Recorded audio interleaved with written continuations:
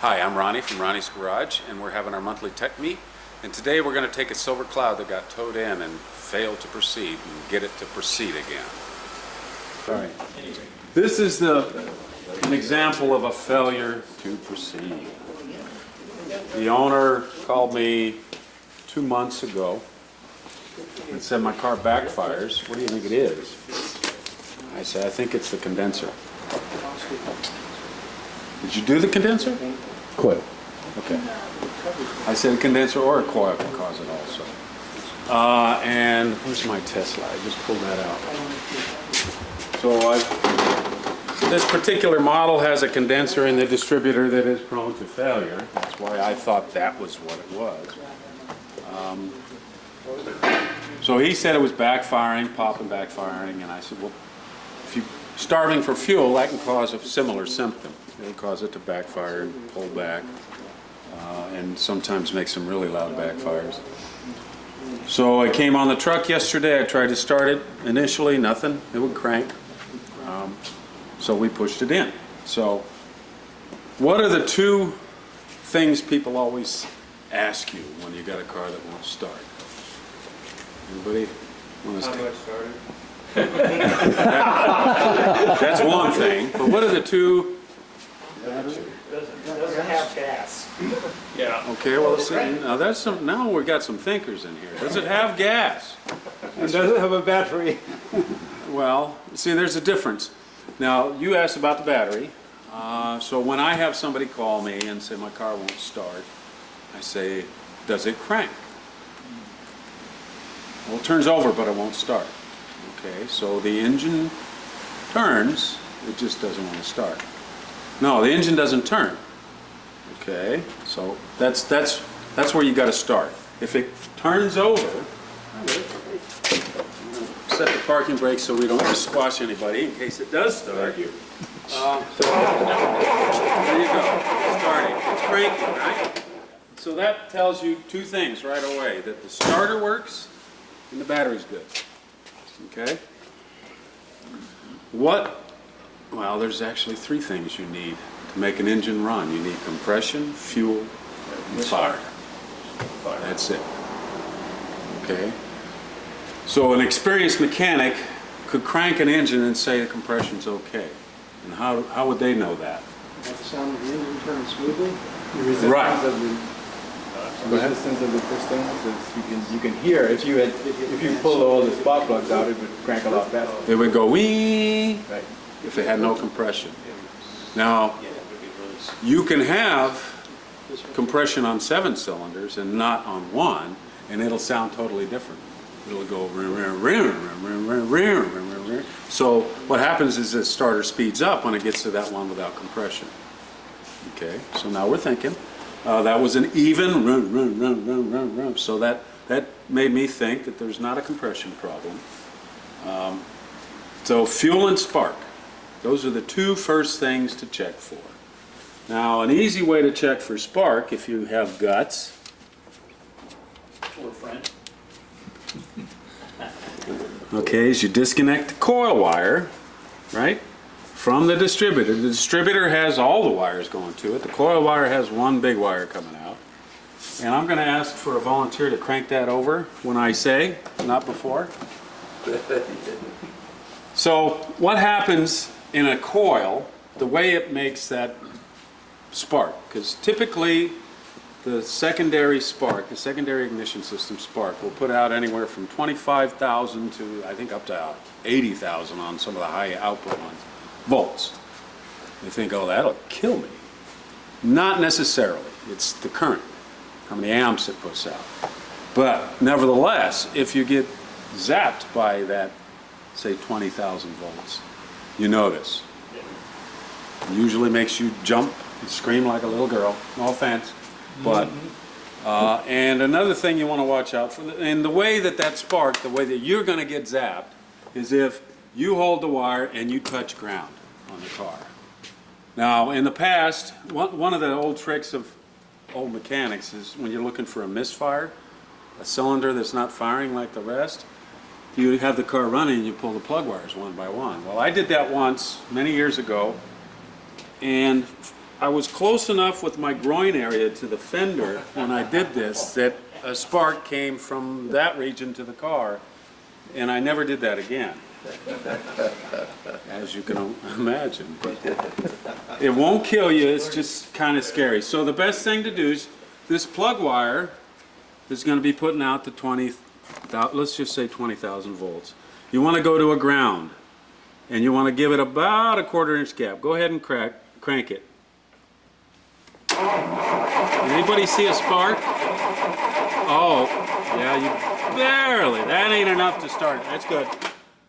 So what we've got is a low output on this at this point. You've got, on these old coils, this is awful loose. So how big a spark should it be when you say that? You should hear it. Pat, pat, pat, pat, pat. Would it be blue? A blue one is good, yes. But a spark is better than no spark. That was not building any voltage. So what do we got here? The coils, the original coil that's been replaced, will have two terminals, and one will be, I think, SW, which means ignition switch, and the other will be CB, which means contact breakers. And the contact breakers are your points.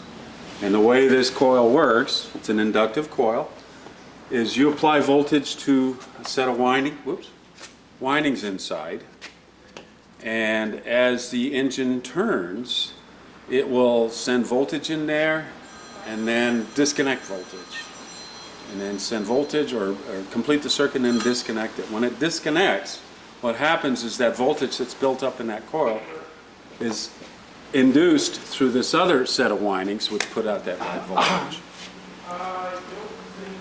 So when the points open is when the car fires. So what I'm going to have you do now is I'm going to do an old trick here, and we'll just kind of see. So as you're applying voltage, whoops, here's the best way. I forget. The contact breaker side, which is the one that goes to the distributor. So what we're going to do is we're going to watch this. Why don't you crank it right now, and it should flash on. Okay, that's good. So we should be firing, correct? So next step, what do we got here?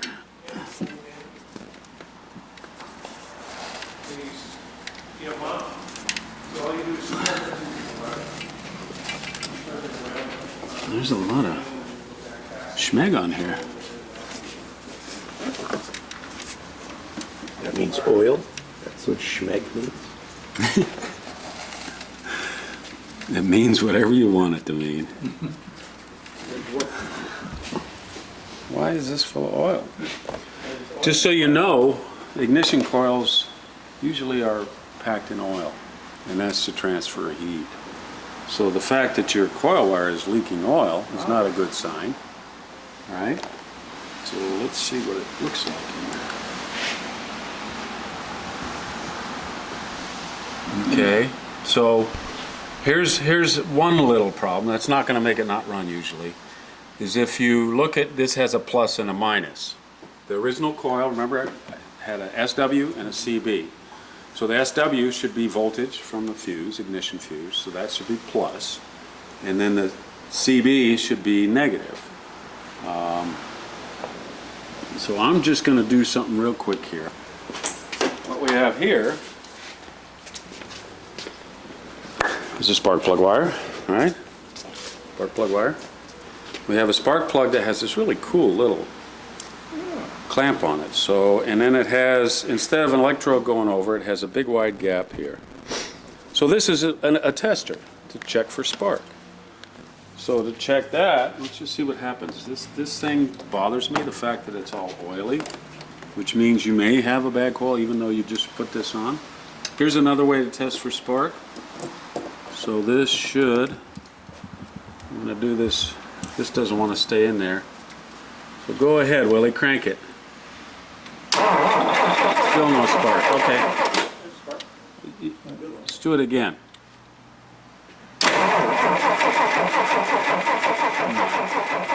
Okay. And what should happen there? You should see a spark. What we're going to do is I'm going to get another coil. I'm going to just hook it up. without installing it and see if we get a better spark, okay? Chuck, behind you on the end of that toolbox are 2 jumper wires.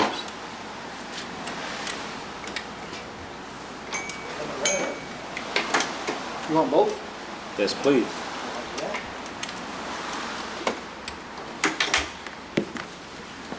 So what I'm doing is disconnecting, thank you, the wires, and just lay those down, that were incorrectly installed.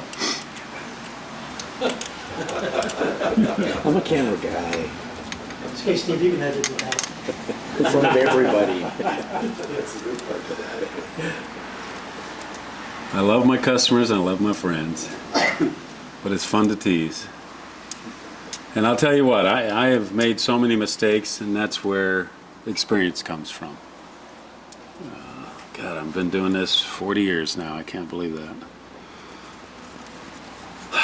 Okay, that's the contact breaker side, which should be negative. And these, if you notice, there's 2 wires on what is normally the positive side, and one goes to this little condenser or noise suppressor. Sometimes those will short and it'll cause some problems. But what we'll do is we're just going to assume that they're okay and that this oil dripping out the end is the cause of the problems. So here's a quick little trick, is we're just going to take a jumper wire, right? And we're going to go to positive.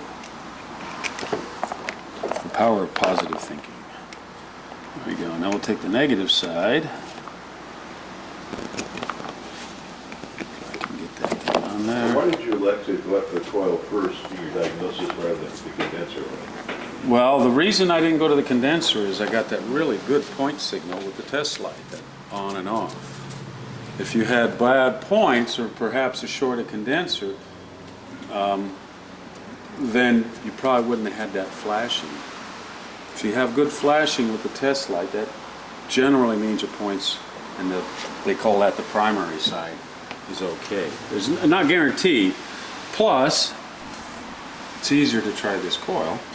A lot of times, diagnosis, you start with the simplest stuff rather than go to, oh, I think it has a bad camshaft, right? Okay, this is a push-in style, which is fine. You want a crank, please? What a difference. Okay. Did we notice a difference? Yes. That's the kind of spark you want to see. And blue is good, but the white is fine too. But the fact that it jumped that much of a gap, almost a quarter inch. Right, that's what you want to hear, that pop, pop, pop, pop. That's, sometimes when you do this out in the sunlight, you're not going to see it. But if you hear that pop, pop, pop, then that'll tell you. So my guess is the coil's good. And that's a new one you put on, right? Mm-hmm. Not good.